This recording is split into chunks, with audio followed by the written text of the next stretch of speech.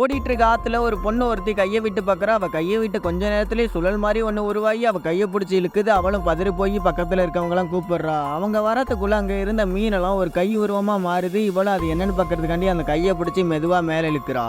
நீங்கள் இப்போ வரைக்கும் இந்த வீடியோ பார்த்தா அதுக்கு ஒரு லைக் பண்ணிவிட்டு நம்ம சேனலையும் மறக்காமல் சப்ஸ்கிரைப் பண்ணிக்கோங்க. என்னென்னு பார்த்தா அது ஒரு பொண்ணு. அவள் அந்த பொண்ணு கிட்ட கேட்குறா, யாருமா நீ, உனக்கு என்ன ஆச்சு, நீ எப்படி இப்படி மாறணுன்னு. அதுக்கு அந்த பொண்ணு சொல்கிறா, நானும் உங்கள் ஸ்கூலில் படித்த ஒரு பொண்ணு தான். கொஞ்சம் ஆண்டுகளுக்கு முன்னாடி நான் இறந்து போயிட்டேன். ஆனால் ஒரு சாபத்தினால எனக்கு மோட்சம் கிடைக்கல. நான் இப்படியே சுற்றிட்டு இருந்தேன்.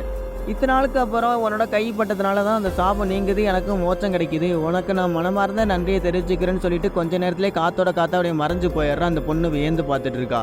கொஞ்ச நேரத்துலேயே அங்கே ஒரு பெரிய பறவை வந்து நிற்கிது. அந்த பறவையும் வந்து அவகிட்ட சொல்லுது, நானும் உங்கள் ஸ்கூலில் படித்த ஒரு பொண்ணு தான். அதே சாபத்தினால தான் நானும் இப்படி சுற்றிட்டு இருக்கேன்.